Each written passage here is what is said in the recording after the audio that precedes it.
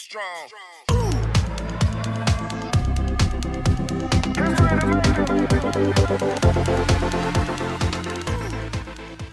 Perkenalkan, nama saya Nur Azizah, Prodi Pendidikan Agama Islam, Institut Agama Islam Trisakti, Kediri.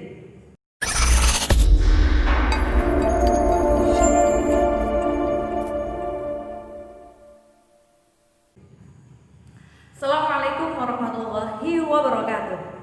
Bagaimana kabar anak-anak hari ini? Alhamdulillah sehat semua ya. Meskipun pembelajaran kita melalui daring, kita harus tetap semangat. Jangan sampai hanya karena pandemi ini pembelajaran kita menjadi terhambat dan belajar kita menjadi malas-malasan. Dan jangan lupa untuk tetap menjaga kesehatan dan kebersihan lingkungan agar kita terhindar dari penyakit. Sebelum pembelajaran kita mulai, alangkah baiknya kita awali pembelajaran kita pada hari ini dengan bacaan basmalah bersama-sama. Bismillahirrahmanirrahim. Anak-anak, ada yang tahu kegiatan apa di gambar ini? Ya, betul. Ini adalah kegiatan transaksi jual beli. Anak-anak, pada saat ini, di era ini, kita sangat dimudahkan dalam mengakses atau bertransaksi jual beli. Misalkan saja kita menginginkan suatu barang. Contohnya saja nih, ketika kalian lapar, terus malas masak, gak ada makanan di rumah, terus kalian hanya pegang handphone di tangan, kalian scroll HP dan kalian menunggu sebentar, akhirnya makanan itu pun datang. Nah, hal yang seperti itu, inilah yang dinamakan dengan transaksi jual beli. Akan tetapi, sebelum kita mempelajari bagaimana hukum jual beli yang seperti itu, lebih baiknya kita mempelajari ketentuan jual beli terlebih dahulu. Nah, tujuan pembelajaran kita pada hari ini adalah satu, agar kalian bisa memahami apa sih itu jual beli, hukum jual beli, apa saja rukun dan syarat jual beli, dan hikmah jual beli. Jual beli secara jual beli atau dalam bahasa Arabnya adalah al-bai', yang artinya adalah tukar menukar. Sedangkan jual beli menurut syarak adalah tukar menukar suatu barang dengan barang yang lain dengan cara tertentu atau akad. Hukum jual beli itu ada 4. Yang pertama, mubah. Yani hukum asal jual beli itu adalah halal atau boleh. Setiap orang boleh mencari nafkah dengan jual beli. Seperti firman Allah dalam surat Al-Baqarah ayat 275 yang berbunyi wa ahallallahu al-bai'a wa harrama riba. Dan Allah menghalalkan jual beli dan mengharamkan riba. Yang kedua, wajib. Jual beli menjadi wajib karena ada sebab lain seperti apabila kebutuhan pokok manusia tidak terpenuhi kecuali dengan jalan jual beli, maka jual beli seperti ini dihukumi wajib.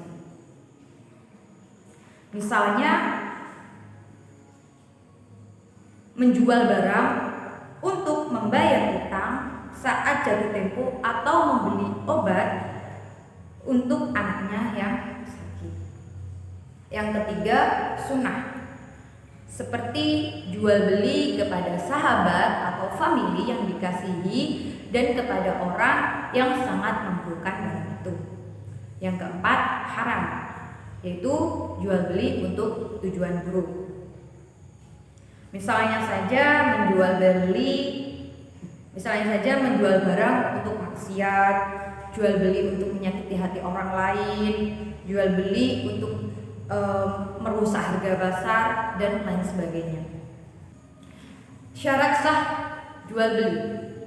Syarat sah jual beli itu ada 4. Yang pertama, penjual dan pembeli itu harus orang yang balik.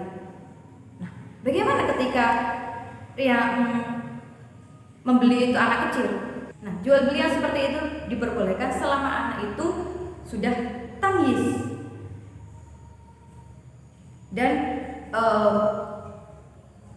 itu sebagai pembelajaran buat si anak tersebut. Yang kedua, berakal sehat. Bagi orang gila, pikun atau bodoh yang tidak mengetahui barang atau perhitungan, maka tidak sah untuk mengadakan transaksi jual beli. Yang ketiga, tidak orang yang pemboros. Pemboros atau orang yang tidak bisa mengendalikan harta tidak sah melakukan jual beli. Seperti firman Allah dalam surat Al-Isra ayat 27 yang artinya sesungguhnya orang-orang yang boros itu adalah saudara setan dan setan itu adalah sangat ingkar kepada Tuhannya. Yang keempat, suka sama suka. Jadi kedua belah pihak antara penjual dan pembeli itu harus suka sama suka. Artinya rela. Kalau salah satu keberatan, maka transaksi jual beli itu tidak sah.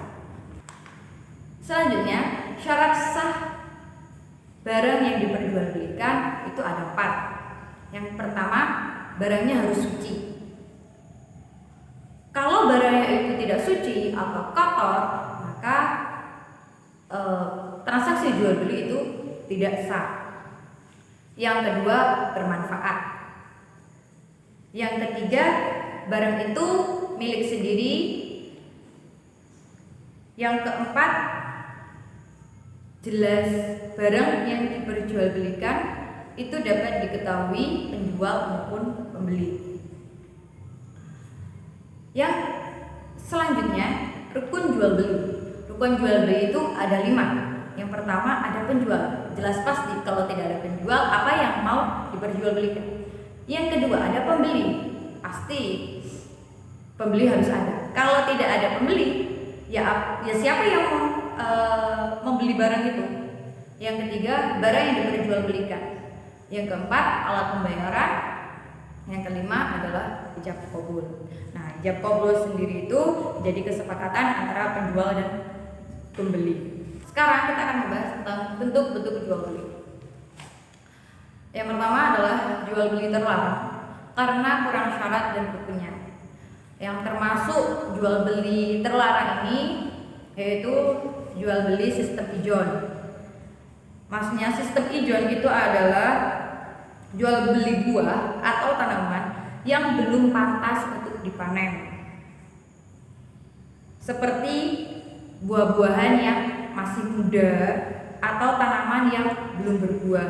Jadi ketika di rumah kalian ada pohon mangga, tetapi mangganya itu masih berbunga dan ada orang yang mau membeli buah mangga tersebut, maka jual beli yang seperti itu tidak sah karena belum jelas buahnya. Yang kedua, jual beli anak binatang ternak yang masih ada dalam kandungan. Seperti mau membeli anak sapi tetapi anak sapinya masih ada dalam kandungan. Yang ketiga, jual beli sperma hewan. Ini juga tidak diperbolehkan.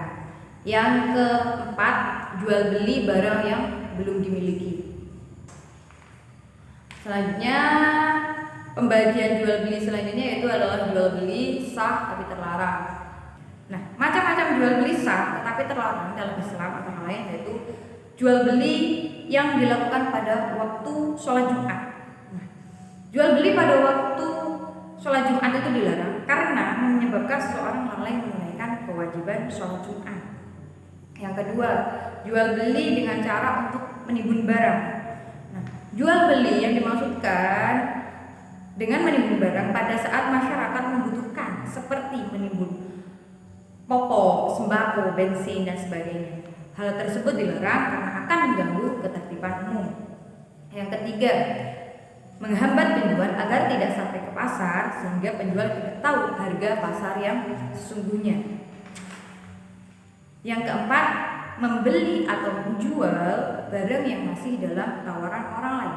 Nah, seseorang itu tidak diperbolehkan menjual atau membeli barang yang masih dalam proses tawar-menawar dengan pihak lain atau dalam masa khiyar. Rasulullah bersabda, la yamit ba'dukum ala ba'di. Janganlah sebagian kamu menjual atau membeli dari sebagian kamu atas barang yang sudah dijual atau dibeli oleh orang lain. Yang kelima, jual beli dengan menipu atau mengecoh. Nah, Rasulullah juga melarang orang melakukan jual beli dengan melakukan tipu daya, seperti mengurangi timbangan, menutupi cacat barang, mengambil keuntungan yang berlebihan, atau menjual barang jauh di atas harga standar. Yang keenam, jual beli barang maksiat, seperti alat untuk membunuh, berjudi, merampok, dan sebagainya. Yang ketujuh, jual beli barang yang membawa dampak bahaya bagi konsumen, seperti boraks, formalin, pewarna tekstil, petasan, alat judi, dan sebagainya. Yang kedelapan, jual beli barang palsu atau bajakan. Nah, seperti itu adalah macam-macam jual beli. Nah, hikmah jual beli yang pertama yaitu bernilai sosial, tolong menolong terhadap sesama. Yang kedua, merupakan salah satu cara untuk menjaga kebersihan dan halalnya barang yang kita makan.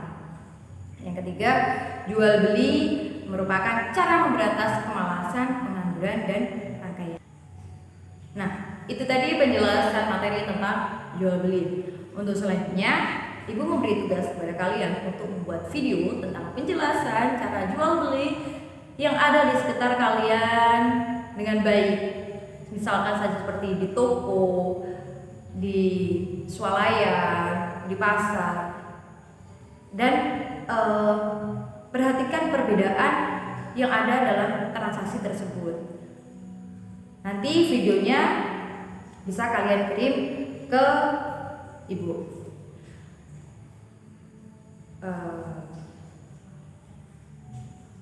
Mungkin hanya itu yang bisa Ibu sampaikan pada pembelajaran kali ini.